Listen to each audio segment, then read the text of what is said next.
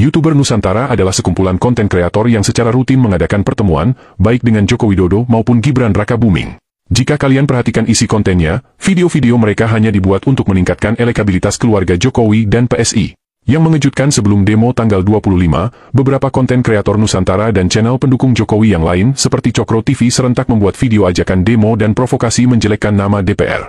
Channel Parblak misalnya menuliskan judul di tanggal 24 Agustus 2025. Bubarkan DPR. Besok kita demo besar-besaran. Apa yang terjadi dengan para pendukung Jokowi? Kenapa mereka berbalik menyerang kebijakan Prabowo dan memprovokasi masyarakat melakukan aksi demonstrasi yang anarkis?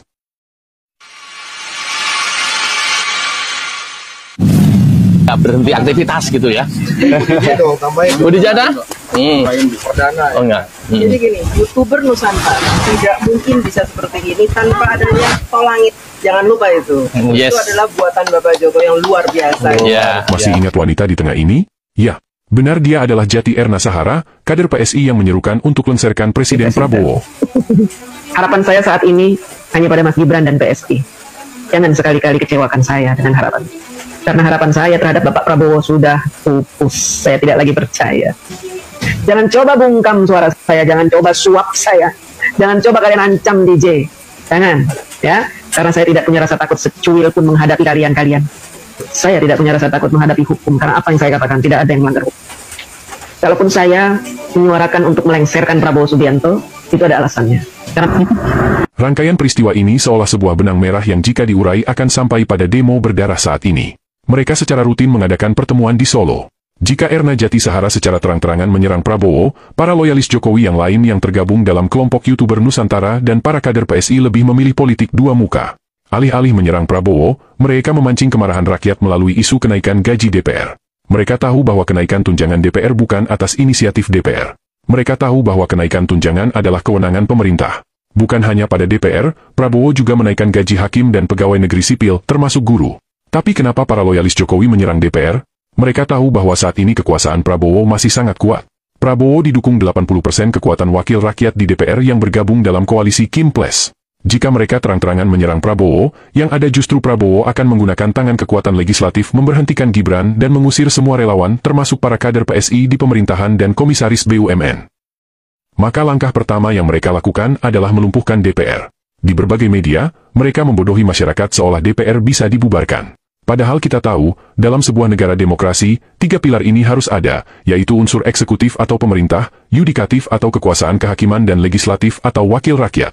Tanpa salah satu dari unsur ini, negara tidak layak disebut negara demokratis. Di masa lalu, dalam sistem kerajaan, wakil rakyat tidak dibutuhkan, karena pemegang kekuasaan satu-satunya adalah raja. Dan itulah yang terjadi jika DPR dibubarkan. Presiden bisa bertindak suka-suka hati, tanpa pengawasan legislatif.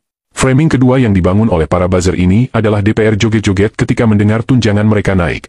Tapi faktanya, acara joget itu dilakukan Presiden dan DPR saat sidang tahunan istimewa dalam rangka menyongsong peringatan Hari Kemerdekaan Indonesia pada tanggal 16 Agustus. Pemberitahuan kenaikan tunjangan DPR sendiri diumumkan satu hari sebelumnya dalam acara penyampaian nota pengantar RAPBN tahun 2026. Maka yang menjadi pertanyaan kita adalah apa yang salah dengan acara joget di hari perayaan 17 Agustus? Bukankah Jokowi juga selalu melakukan itu setiap tahun? Kenapa Ade Armando dan para loyalis Jokowi tidak pernah kritik Iriana Jokowi yang joget setiap tahun?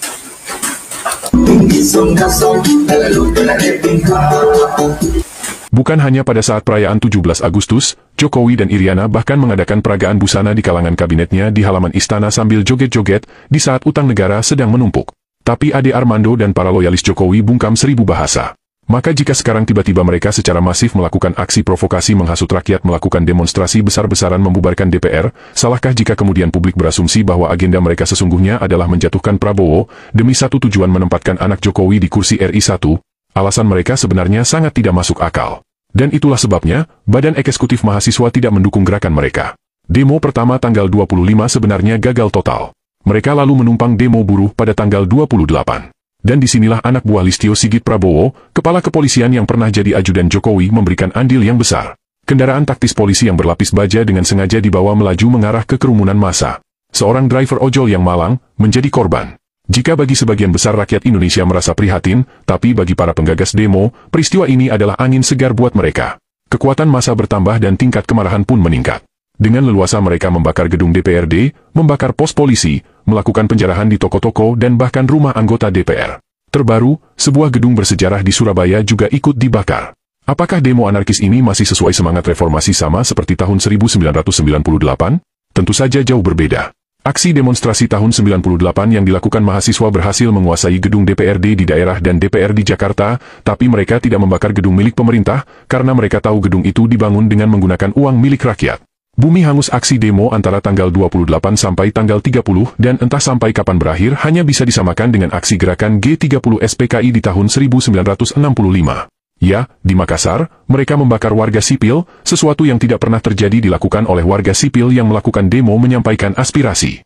Biasanya, hanya aparat yang berlaku kasar pada masyarakat sipil, tapi demo yang diprovokasi para buzzer ini adalah demo sipil membantai sipil. Maka tidak ada tindakan lain yang paling masuk akal untuk dilakukan Prabowo saat ini. Demi mengamankan aset negara dan melindungi nyawa masyarakat tak berdosa, Prabowo harus bertindak tegas. Tangkap dan penjarakan para buzzer, provokator aksi demonstrasi, dan termasuk donatur mereka. Ibu, selamat sore. Ini ada apa saja yang dibawa? Ibu boleh kenalan dari mana? Ini dari namanya siapa, dari mana Ibu? Oh, jangan saya. Ya, ini kalau kita bisa lihat, mereka ini membawa berbagai macam makanan, ada minuman, kemudian ada nasi juga, kemudian ada makanan ringan yang Ada yang kenal ibu ini? Kenapa dia pakai masker dan menolak untuk diwawancara? Apakah dia adalah salah satu aktor yang kita bicarakan di video ini? Siapa yang membiayai logistik untuk pendemo? Dan apa motivasi mereka menyediakan makanan untuk massa yang membumi hanguskan gedung-gedung yang dibangun pakai uang rakyat dan bahkan membakar rakyat sipil tak berdosa?